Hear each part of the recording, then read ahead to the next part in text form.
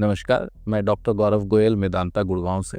और जैसा हम अपने चैनल में एन्यूरिज्म्स की बात करते रहते हैं, बहुत सारे कुछ वर्ड्स कॉमनली यूज होते हैं जो कि इसकी जांच में आते हैं। ज़्यादातर पेशेंट्स का जो प्रेजेंटेशन होता है उसमें हम सीटी स्कैन या सीटी एंजियोग्राम करते हैं या एमआरआई या एमआर एंजियोग्राम करते हैं, जिसको हम शॉर्ट में सीटीए या एमआरए बोल देते हैं। मतलब सीटी एंजियोग्राम, सीटीए, एमआर एंजियोग्राम मतलब एमआरए। और फिर ये होने के बाद उसको कंफर्म करने के लिए हम डीएसए करते हैं, जो कि डिजिटल सबट्रैक्शन एंजियोग्राफी है। तो जो सीटी एंजियोग्राफी और एमआर एंजियोग्राफी होती है वो नॉन इन्वेजिव होती है। अगर ब्रेन हैमरेज नहीं हुआ है तो जनरली हम एमआरआई या एमआर एंजियोग्राफी करना पसंद करते हैं। कारण क्या है कि एमआरआई बिल्कुल 100% सेफ है। ना उसमें कोई रेडिएशन लग रही है, ना उसमें कोई डाई लग रही है, कोई इंजेक्शन नहीं लग रहा। सिर्फ आपको मशीन में लेटना है और मशीन आपकी पूरी जांच कर रही है, जो कि एब्सोल्युटली सेफ है। प्रेग्नेंट वुमेन के लिए भी सेफ है, बच्चों के लिए भी सेफ है, बड़ों के लिए भी सेफ है। कुछ ही कॉन्ट्राइंडिकेशंस होती हैं कि अगर आपकी बॉडी में कोई मेटल इंप्लांट है तो वो एमआरआई कंपैटिबल होना चाहिए, कोई पेसमेकर लगा है तो वो एमआरआई कंपैटिबल होना चाहिए। वो सारे हमें जो बेसिक एमआरआई की सावधानियां हैं उसके अलावा कोई नुकसान नहीं होता। सीटी एंजियोग्राफी में भी रिस्क नहीं होता, बट उसमें रेडिएशन इन्वॉल्व होती है। एक हम कॉन्ट्रास्ट इंजेक्ट करते हैं तो कुछ पेशेंट्स उसके लिए एलर्जिक होने की एक पॉसिबिलिटी रहती है। तो वो हम जनरली तभी एडवाइस करते हैं जब हमें लगता है कि कैल्शियम डिपोजिशन बहुत होना है जो एमआरआई में नहीं पकड़ में आएगा, या पेशेंट के ब्रेन हेमरेज है, हमें अच्छी क्वालिटी की इमेजिंग चाहिए। दोनों ही पद्धति से जब एन्यूरिज्म डायग्नोज हो जाता है, एक हमें पता लग जाता है हाँ एक है, दो है, इतना बड़ा है, यहाँ हमें जाना है, तो उसकी डिटेल जानकारी के लिए हम डीएसए करते हैं, जिसे डिजिटल सबट्रैक्शन एंजियोग्राम बोलते हैं। ये बिल्कुल वैसा ही होता है जैसे हार्ट का एंजियोग्राम होता है। तो पैर के रास्ते से हम सुन करते हैं, कोई बेहोशी की जरूरत नहीं होती है, और एक पतली सी ट्यूब यहाँ गर्दन तक जाती है जिससे हम एक दवाई इंजेक्ट करते हैं और उसको हम एक्सरे मशीन से फॉलो करते हैं। तो वो हमें दवाई ब्रेन में आती हुई और बाहर जाती हुई दिखती है, तो हमें सारी दिमाग की नसें एकदम क्लियर हो जाती हैं। और डिजिटल सबट्रैक्शन क्यों बोलते हैं? क्योंकि सिर्फ नस दिखनी चाहिए। तो एक्सरे में हड्डी भी दिखेगी, स्किन भी दिखेगी, मसल भी दिखेगी, बट कंप्यूटर वो सारी चीजों को सबट्रैक्ट करके सिर्फ वेसल या एंजियोग्राम जिसे कहते हैं वो दिखाता है। तो इसलिए इसको बोलते हैं डिजिटल सबट्रैक्शन एंजियोग्राम। ये सबसे